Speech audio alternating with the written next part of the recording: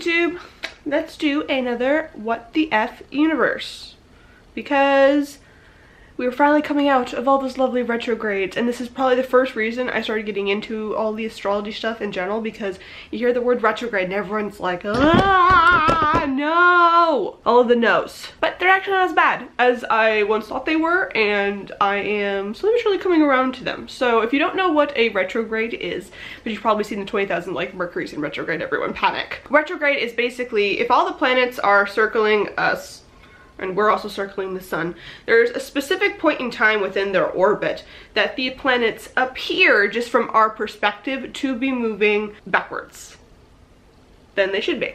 Only for a short period of time, sometimes longer period of time, depending on the planet and their size of their orbit. And they're not actually moving backwards, they just appear to be, but from our perspective that then changes the energy flows and everything. So that's one thing. So I was like, oh, okay, so that's interesting. So there's this level of illusion going on with the retrograde as well, which makes a lot of sense as to why things would not show up as they do. Your actions aren't as straightforward as they are depending on what planet is in retrograde and all of that nonsense. But one thing I found extremely helpful was that in my Astrology 101 class, we talked about retrogrades, and specifically because at the time I was taking the class, it was like every freaking planet was in retrograde, and it was just like, why so many of you? A teacher explained it to be more of the lines that something was not going in reverse as we would appear it to be in the planets. Like, it's not like all communication goes to crap when Mercury's in retrograde, it's that it stalls out. It's like a car and you're pressing the gas pedal and not moving forward. You're just like, I'm really trying here. It not work, it won't go. You're not moving backwards, you're not rolling back down the hill, you just can't push forward in whatever planet is going on there. And that helped me a lot to be like, oh, that makes sense. It's not like, oh my god, my life is gonna go into total and upheaval and everything's gonna like turn around when a retrograde happens, but instead that's like, okay, everything's gonna stall out, everything's going to halt for a minute, pause, slow down, take a minute. All the planets almost need, like, it's like they're like taking a breath. They're like, I've been running a marathon, let me breathe for a minute, just let me 1 minute. So that was really interesting with retrogrades, and it helps my approval of it a lot better, because when I look back on my stagnation process and things I'm working through and how I'm using astrology to improve my life, it makes a lot of sense where I didn't feel that I was losing the progress I had already made. I just couldn't make any more. I was stuck. I was like, it was like being in mud and you're just like, I just want to be out of the mud. I just want the rain to come and dilute the mud, and then I can move freely, and this won't be so difficult. But no, it's all like, ugh. Okay, fine, I guess I'll rest. I'll rest along with the planets. It's fine. Even better was a wonderful resource that my astrology teacher told me to get, which is the Llewellyn's planetary guide calendar. So I picked this up. This is for 2019, and it's pretty damn great because it has a little bit of some information in it for people. Was that gonna focus? You know, about retrogrades and things of this nature. If you're kind of like, oh, this would be a great thing to learn about this stuff. It also tells you like what type of sun, like different things about different signs and things. So it's really great for beginners, which I'm of course am, so loving it. But beyond that, it has this, which she showed me, which is like, oh yes, all of the yes. So the fact that it has like, it's got all the eclipse dates on it for the following year and all that, but it's got this. And this is the retrograde calendar. And do you see all that? You see this? So basically, a lot of different planets go in retrograde all throughout the year. This is kind of normal. And one of the reasons that my teacher had subscribed to the fact that we had gone through such a weird process, this last whole thing with the retrogrades and all that, like everyone was like, what is happening?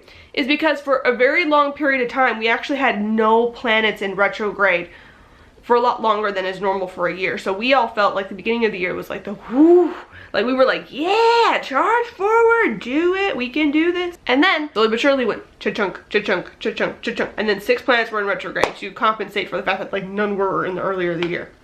And that made us feel like we were like racing all forward, and someone like threw on the brakes. We're like, whoa, what the fuck? No thank you, no thank you, no thank you, no thank you.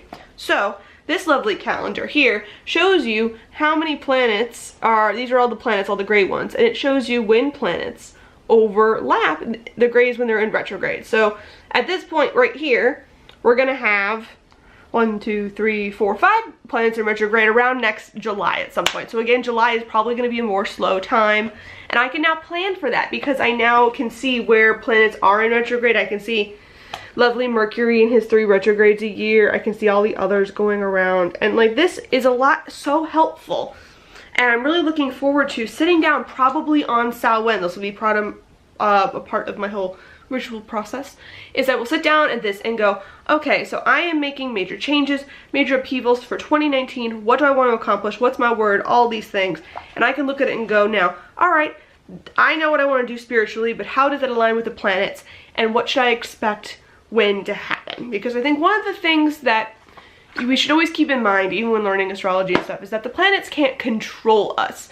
I think of it more of like mama's in a bad mood type of deal. And so you want to ask mama when she's in a good mood for something as opposed to in a bad mood. You might still get it, you don't know, but it's better, more likely if she's in a good mood. So be nice to mama. And so knowing that when the retrogrades are happening and when they're not, and just knowing that, hey, okay, maybe it's not that I'm going to lose all the progress I've made. It's not that I personally am falling out of whack. It's more of the fact that the energies of the entire universe are saying, everyone take a breath, take a minute, settle down, relook at what you just did, and have that nice, you know, ebb and flow of energy so things don't get like charged forward and then worn out and then we're like exhausted for it forever. It's good to take breaks and to settle in and just to pause and take stock of where you've gotten to already. So that's what I'm hoping to do with retrogrades. That's what I'm hoping to do with this lovely thing. I picked this up at my local metaphysical shop here in Phoenix and at Fantasia Crystals.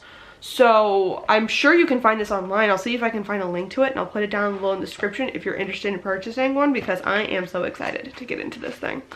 This makes me so happy. And like every single day it tells you like what the planets are doing. Like you've got a little like snapshot. It's like fantastic. You're like, I would like to apply to a new job this week. What day should I do it? Oh, that looks like a good day. Okay, Wednesday it is. Like, you don't have to be that particular with it, but it's just kind of nice to know. What am I dealing with? What mood is mama in? Anyway, this is an episode of What the F Universe. There are 2 others up, one about sun and moon, and then one about the elements that are in our charts. So this is just another thing to muse over. I make new videos every Monday, Wednesday, and Friday, and I will see you guys next time. Bye.